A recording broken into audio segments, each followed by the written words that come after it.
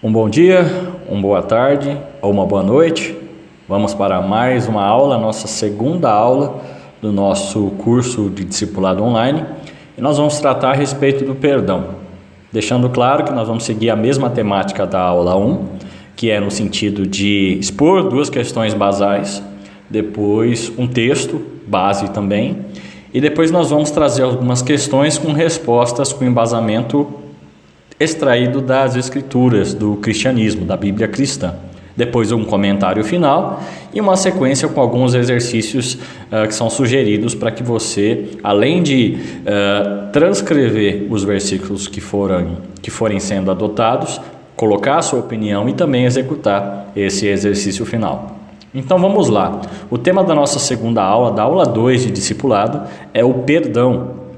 E as nossas perguntas basais são: o que é o perdão e por que precisamos dele? Por que precisamos do perdão? Com relação ao nosso texto base, o título do texto é A Força do Perdão. Perdoar não é deixar para lá, pois esse para lá acaba sendo sempre no coração, onde ele transforma a dor em mágoa.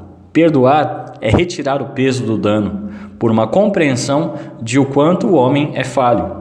Perdoar é assinar um pedido de soltura de um mal feito ou recebido, para que a paz, a graça e a misericórdia que vem dos céus reine. É assim que Deus faz conosco, nos perdoando. Ele não nos dá aquilo que merecemos, que seria o castigo, e nos dá em abundância aquilo que não merecemos, uma nova chance sem culpa. Esse é o poder do perdão, conquistado no alto de um monte em forma de caveira por Jesus crucificado. Seu sangue derramado foi o preço pago por nossa liberdade. Agora, vamos às questões que tratam da questão do perdão. Primeira questão: qual é o principal motivo para que haja poder no perdão dos pecados? As respostas se encontram no Evangelho de Mateus, capítulo 26, versos 26 e 28, e a carta de Paulo, apóstolo aos Efésios, capítulo 1, 5 a 8, e a primeira carta de João, capítulo 1, verso 7. Vamos aos versículos. Mateus 26, 26 a 28 diz: E quando comiam, Jesus tomou o pão e, abençoando, o partiu, e os deu aos discípulos e disse: Tomai e comei, isto é o meu corpo. E tomando o cálice e dando graças, deu-lhe, dizendo: Bebei dele todos, porque isto é o meu sangue, o sangue do Novo Testamento, que é derramado por muitos para a remissão dos pecados. Efésios capítulo 1, versos 5 e 8 nos diz: E nos predestinou para filhos de adoção por Jesus Cristo, para si mesmo, segundo o beneplácito da sua vontade, para louvor da glória da sua graça, pela qual nos fez agradáveis a si no amado, em quem temos a redenção pelo seu sangue, a remissão das ofensas, segundo as riquezas da sua graça, que ele fez abundar para conosco em toda a sabedoria e prudência. E na carta de João, capítulo 1, verso 7, diz: Mas, se andarmos na luz, como ele na luz está, temos comunhão uns com os outros, e o sangue de Jesus Cristo, seu Filho, nos purifica de todo o pecado.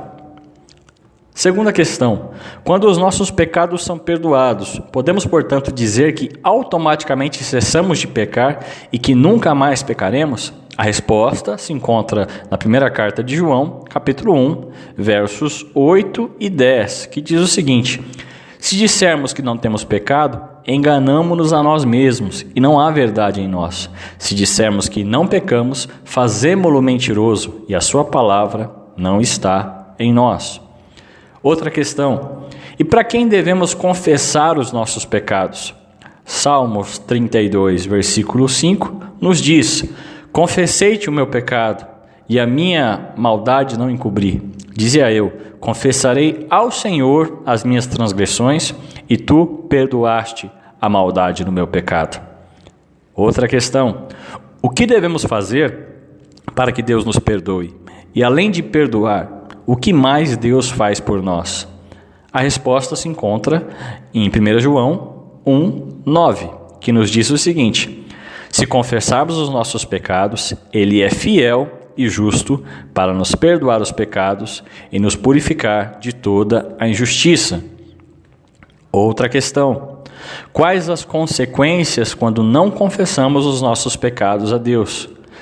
A resposta se encontra em Salmo 66, versículo 18, e Provérbios, capítulo 28, verso 13. Em Salmos é dito: se eu atender à iniquidade no meu coração, o Senhor não me ouvirá. E em Provérbios 28, 13 é dito: o que encobre as suas transgressões nunca prosperará, mas o que as confessa e deixa alcançará misericórdia. Outra questão: que atitude confirma um verdadeiro arrependimento e uma verdadeira confissão de pecados? A resposta também se encontra em Salmos no capítulo 38, verso 18, e no capítulo 51, verso 17, que nos diz o seguinte: em Salmos 38, 18, porque eu declararei a minha iniquidade, afligir-me-ei por causa do meu pecado.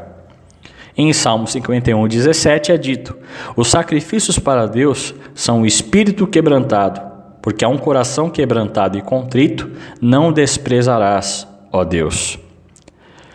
A partir do momento que recebemos o perdão de Deus, qual deve ser a nossa postura com as outras pessoas?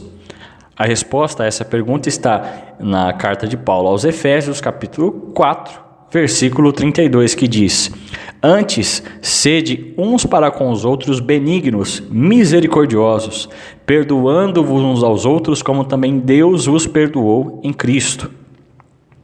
E por fim, e o que acontece se recusarmos perdoar as outras pessoas? A resposta está no Evangelho de Mateus, capítulo 6, versos 14 e 15, que diz: porque se perdoardes aos homens as suas ofensas, também vosso Pai Celestial vos perdoará a vós. Se, porém, não perdoardes aos homens as suas ofensas, também vosso Pai vos não perdoará as vossas ofensas. Depois dessa sequência de perguntas e respostas, temos um comentário a respeito do tema perdão. O comentário diz o seguinte: conflitos são inevitáveis pela vida, assim como perdas, decepções ou mesmo atos de maldade contra nós. Muitas vezes nos sentimos injustiçados, mas também cometemos injustiças com os outros. E quantas vezes não dizemos que perdoamos ou pedimos perdão por algo feito a alguém, mas apenas da boca para fora? Diferente do Senhor, que nos perdoou de todo o coração, buscando que seu gesto de misericórdia e seu amor nos revelasse o caminho certo para todos os conflitos do homem, o caminho do perdão. Na cruz ocorreu o maior gesto de perdão que o mundo já viu e verá. O perdão é a chave da vitória, segundo os padrões de Deus, o único padrão que importa. E como exercício, recomendamos: ore e peça a Deus para lhe revelar se há alguma falta de perdão no seu coração para com alguém. E também busque identificar-se se você realmente compreendeu que você é alguém definitivamente perdoado por Deus, pelo sacrifício de Cristo na cruz. Dito isso, nós encerramos essa aula 2. Espero que você reveja cada um dos versículos que são base e que servem de resposta às questões levantadas. Escreva seus comentários sobre eles, deixe seu comentário, entre em contato para que você venha a se aprofundar no tema. E até a próxima aula com o próximo tema.